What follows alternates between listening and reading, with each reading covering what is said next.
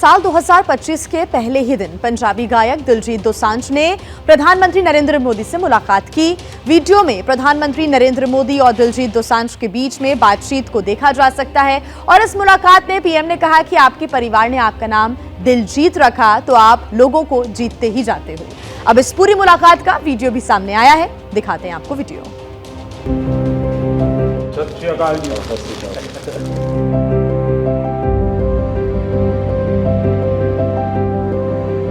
हिंदुस्तान के गांव का एक लड़का जब दुनिया में नाम रोशन करता है तो अच्छा लगता है। और आप तो नसीब वाले हो जी, आपके परिवार ने आपका नाम दिलजीत रखा तो आप जीतते ही जाते हो लोगों को। हम पढ़ते थे, मतलब ये लिखा हुआ सब जगह और खुद कि मेरा भारत महान, लेकिन मेरा भारत महान मैंने इस टूर में एक्चुअल जाना सर। जब मैं भारत घूमा ना जी पूरा तो मेरे को पता चला ये क्यों कहते हैं मेरा भारत महान। सचमुच में भारत की विशालता एक अपना शक्ति है जी। ये बेनिफिट जनसंख्या इसलिए मिलता है ऐसा नहीं है, हम लोग एक वाइब्रेंट सोसाइटी है। आपकी जर्नी से भी सर हम जब देखते हैं तो मतलब आपने कितना अपनी इकाइयों में हिमाचल चले जाना और सब कुछ छोड़ देना और फिर भगवान का इतना आशीर्वाद हो जाना, ये बहुत बहुत मतलब ये भगवान की मर्जी ही है। उसके बिना क्या होता है?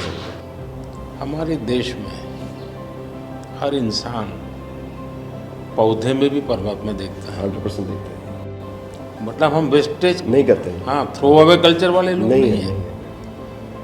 रिसाइकल रीयूज अभी दुनिया में नाम आया है, हमारे तो ब्लड में है। हाँ जी, दुनिया को इसका पता नहीं है जी।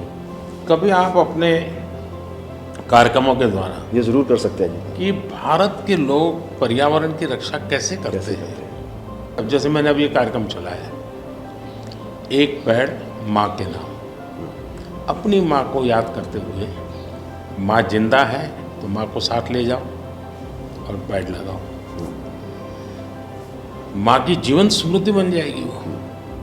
और माँ जिंदा नहीं है तो फोटो लेकर के जाओ, लेकिन माँ को कहो माँ तुम्हारे लिए पेड़ है। तो अपनी माँ जिसने हमें जन्म दिया और ये धरती माता जो जीवन देती है, दोनों को हम एक प्रकार से जी आज करोड़ों लोग ये काम कर रहे हैं। हाँ, भारत में सबसे बड़ा अगर कोई जादू जिसको कह लो तो वो योग है। और जिसने योगा को अनुभव किया है वो उसकी ताकत जानता है। हाँ जी सर। आपको ये बाहर जाते हैं तो अनुभव क्या आता है? संगीत के इतने बड़े समारोह में जाते हैं तो बाकी लोगों की भाषा, उनकी स्टाइल, नए इमोशंस होते हैं। जी जी सर, मेरे को लगता है सर जैसा उन्होंने बना दिया एक कोचेला को एक फेस्टिवल या और भी फेस्टिवल्स बड़े होते हैं, हम तो बहुत ज़्यादा बड़े कर सकते हैं यहाँ पे सर। और लोग दुनिया भर से ट्रैवल करते हैं ऐसे फेस्टिवल्स के लिए। तो हमारा तो इतना रिच कल्चर है, अगर हम ढाबे में बैठ के भी खाना खा रहे हैं और कोई राजस्थान में गा रहा है तो इतना सुरीला गा रहा है कि बंदा बोलता है कि मैं गाना छोड़ दूं यार, ये इतना अच्छा गाना गा रहा है। और मैं प्रोफेशनली गाता हूँ, ये बंदा प्रोफेशनली गा भी नहीं रहा और मेरे से अच्छा गा रहा है। इतनी ज़्यादा उनके अंदर कला है। वो लोग बना के बैठ गए और अगर हमारे इधर कोई ऐसा डेवलप होगा तो दुनिया भर से लोग, मेरे मन में कल्पना है, आ सकते हैं सर। मैं सोच रहा था कई वर्षों से, लेकिन अब वो मैं इसको कर रहा हूँ। वेव्स, मेरा मत ये है कि इतना बड़ा देश और दुनिया की सबसे ज़्यादा फिल्में यहाँ बनती हैं। हाँ जी सर। दुनिया में सबसे बड़ी क्रिएटिव इंडस्ट्री यहाँ है जी। तो मैं यहाँ वेव्स एक बहुत बड़ा मूवमेंट खड़ा कर रहा हूँ और दुनिया की क्रिएटिव वर्ल्ड को मैं इकट्ठा करने वाला हूँ अप्रैल में जी। अब दुनिया का क्रिएटिव वर्ल्ड का सेंटर हिंदुस्तान। मैं एक बार जर्मनी की चांसलर मर्कल जी, तो हम मिले तो उसने मुझे संगीत का विषय निकाला। तो मैंने उसको कहा कि मेरे देश में सूर्योदय के पहले संगीत हो ये अलग है और सूर्योदय के बाद अलग, उसका टाइम अलग है। हाँ जी। मैंने कहा मेरे अलग अलग प्रहर मेरे यहाँ होता है, हर प्रहर का संगीत होता है। फिर मैंने कहा सैड सिचुएशन है तो एक संगीत है, जॉय है तो एक है, तो फिर उनको बड़ा इंटरेस्ट लिया।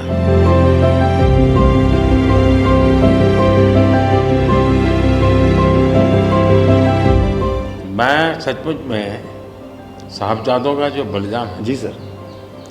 लेकिन सिख परंपरा ने उसको जिस प्रकार से निभाया है, जी अद्भुत है। मैं तो पंजाब में रहा हूँ तो मुझे मालूम है, माता गुजरी और 7 दिन तक लोग सोते नहीं और थे, सच्ची नीचे सच्ची सोते जमीन हैं। पे सोते हैं जी। हाँ जी हाँ जी। मुझे खुद को बड़ा इमोशनल अपील करता था। हाँ जी हाँ तो फिर मैंने यहाँ आकर के 26 दिसंबर को जी। हाँ जी बात वीर बाल दिवस मना था, हाँ जी और मैं देश के हर बच्चा को चाहता हूँ कि वो समझे कि कैसे वीरता होती थी, जी सर।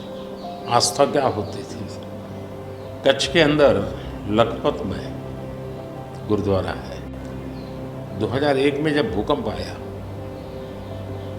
तो उसको काफ़ी नुकसान हुआ गुरुद्वारा को। गुरु नानक देव जी वहाँ रहे थे, तो मुझे बड़ी गहरी चोट पहुँची। तब तो मैं मुख्यमंत्री नहीं था, लेकिन मैं तब एक वॉलेंटियर के रूप में वहाँ कच्छ में काम करता था। अच्छा जी। भूकंप के 9 महीने के बाद मैं मुख्यमंत्री बना। जी सर। तो मैं कच्छ गया और मैंने पहला काम तय किया, मैं एक गुरुद्वारा को बनाऊंगा। बड़ी बात है। लेकिन मैंने दूसरा तय किया कि मैं वैसे ही बनाऊंगा जैसा उस समय बना था। तो ऐसे लोग कौन मिलेंगे, तो मैंने बहुत ढूंढा, मिट्टी कहाँ से मिलेगी उस प्रकार की। जी आखिर को मैंने राजस्थान से कलाकारों को लाया, आर्टिस्टों को, और उनके बाद जैसा था वैसा बनाया। ऐसा बन गया।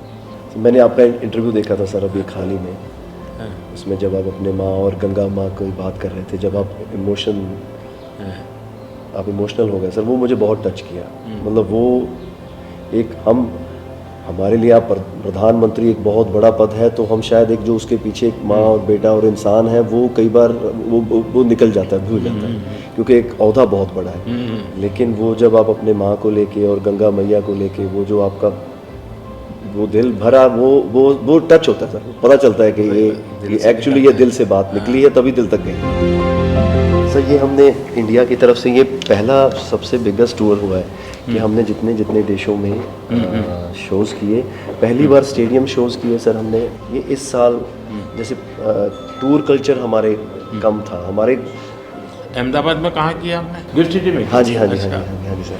वो गिफ्ट सिटी भी एक मेरा बड़ा ड्रीम प्रोजेक्ट। हाँ जी सर, हमने सबने हमको बताया सर, हमसे जलेबी फाफड़ा भी खाया और सबने सबसे बड़ी बात है, मैं आपकी तारीफ करने के लिए नहीं कह रहा, नहीं सर, इस शोहरत को पहचाना। और मैं आपके व्यवहार से देखता हूँ, लोगों से सुनता हूँ कभी कभी, तो मुझे लगता है कि आपके माता पिता के संस्कार का हो या गुरु की कृपा का हो, आपने सारी चीज़ों को पचाया है, शुक्र। उछल नहीं पड़े।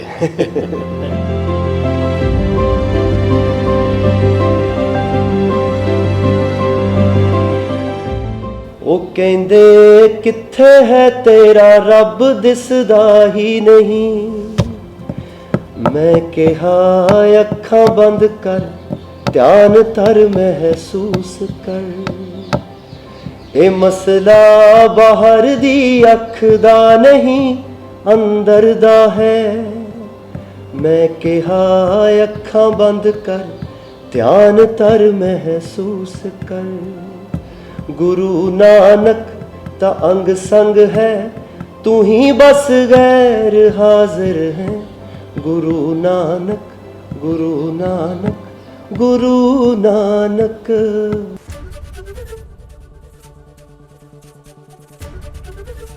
एबीपी गंगा, खबर आपकी, जुबान आपकी।